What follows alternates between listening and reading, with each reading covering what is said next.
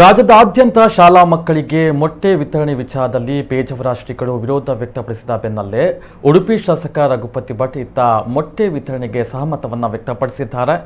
ಈ ಬಗ್ಗೆ ಮಾಧ್ಯಮಗಳಿಗೆ ಪ್ರತಿಕ್ರಿಯೆ ನೀಡಿದ ಅವರು, ಮೊಟ್ಟೆ ವಿತರಣೆ ಆದರೆ ಎಲ್ಲರೂ ತಿನ್ನಲೇಬೇಕು ಅಂತ ಇಲ್ಲ, ಮೊಟ್ಟೆ ಕೊಟ್ಟರೆ ಅದು ತಪ್ಪು ಎಂದು ನನಗೆ ಅನ್ನಿಸುವುದಿಲ್ಲ. ವೆಜಿಟೇರಿಯನ್ ಇದ್ದ ಮಕ್ಕಳು ಮೊಟ್ಟೆ ತಿನ್ನುವುದಿಲ್ಲ. ಇದಕ್ಕಾಗಿ ಮೊಟ್ಟೆ ವಿತರಣೆ ಸಂದರ್ಭ ಪ್ರತ್ಯೇಕ ಟೇಬಲ್, ಪ್ರತ್ಯೇಕ ಕೊಠಡಿಯ ರಚನೆಯಾಗಲಿ. ಕೆಲವರು ಮೊಟ್ಟೆ ತಿನ್ನದ ಕಾರಣಕ್ಕೆ ಮೊಟ್ಟೆ ವಿತರಣೆ ಮಾಡದೇ ಇರುವುದು ಸೂಕ್ತ ಅಲ್ಲ. ಸಣ್ಣ ವಯಸ್ಸಿಗೆ ಮಕ್ಕಳು ಮೊಟ್ಟೆಗೆ ಪ್ರಭಾವಿತರಾಗುವುದಿಲ್ಲ ಎಂದು ಉಡುಪಿ ಶಾಸಕ ಕೆ ರಘುಪತಿ ಭಟ್ ಹೇಳಿದ್ದಾರೆ. ಸರ್, ಅದೇನು ಅಂದರೆ ಸರ್ಕಾರದ ಸವಲತ್ತುಗಳು ಅದರಲ್ಲಿ ಆಪ್ಷನ್ಸ್ ಇದೆ. ಮೊಟ್ಟೆ ಕೊಟ್ಟು ಕೂಡಲೇ ಮೊಟ್ಟೆಯನ್ನು ತಿನ್ನಲೇಬೇಕು ಅಂತೇನಿಲ್ಲ.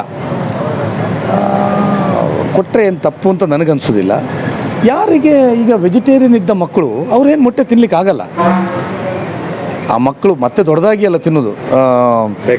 ಸಣ್ಣ ಪ್ರಾಯದಲ್ಲಿ ಅವರು ವೆಜಿಟೇರಿಯನ್ ಇದ್ದರೆ ವೆಜಿಟೇರಿಯನ್ ಇರ್ತಾರೆ, ನಾನ್ ವೆಜ್ ಇದ್ದರೆ ನಾನ್ ವೆಜ್ ಇರ್ತಾರೆ. ಒಂದು ವ್ಯವಸ್ಥೆ ಮಾಡ್ಬೋದು. ನಂದು ಏನು ಅಂದರೆ, ಮೊಟ್ಟೆಯನ್ನು ಕೊಡುವಂಥ ಸಂದರ್ಭದಲ್ಲಿ ಒಂದು ಪ್ರತ್ಯೇಕ ರೂಮಲ್ಲಿ ಅಥವಾ ಪ್ರತ್ಯೇಕ ಟೇಬಲಲ್ಲಿ ಇಟ್ಟು ಕೊಡ್ಬೋದು. ಕೆಲವೊಮ್ಮೆ ಏನಾಗ್ತದೆ ಅಂದರೆ, ಈ ವೆಜಿಟೇರಿಯನ್ ಅಭ್ಯಾಸ ಆದವರಿಗೆ ನಾನ್ ವೆಜ್ಜದ ಎಗ್ ತಿಂದರೆ ಅವ್ರಿಗೆ ಒಂಥರ ನೋಡುವಾಗ ಒಂಥರ ಭಾವನೆಗಳಾಗ್ಬೋದು.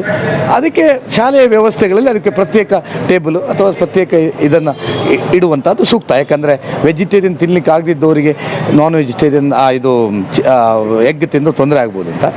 ಬಟ್ ಅದಕ್ಕೋಸ್ಕರವೇ ಎಗ್ ಕೊಡದೇ ಇರುವುದು ಅಷ್ಟೇನು ಸೂಕ್ತ ಅಲ್ಲ. ಯಾಕಂದರೆ ಅದರಿಂದಾಗಿ ಅದನ್ನು ನೋಡಿ ಈಗ ಯಾರಾದರೂ ಬೇರೆ ಮಕ್ಕಳು ಎಗ್ ತಿಂತಾ ಇದ್ದಾರೆ ಅಂತ ನೋಡಿ ಅವರು ಆ ಪ್ರಾಯದಲ್ಲಿ ಮಕ್ಕಳೇನು ಪ್ರಭಾವಿತರಾಗುವುದಿಲ್ಲ. ಅದು ದೊಡ್ಡದಾದ ಮೇಲೆಲ್ಲ ಚೇಂಜ್ ಆಗ್ತಾರೆ. ಹಾಗೆ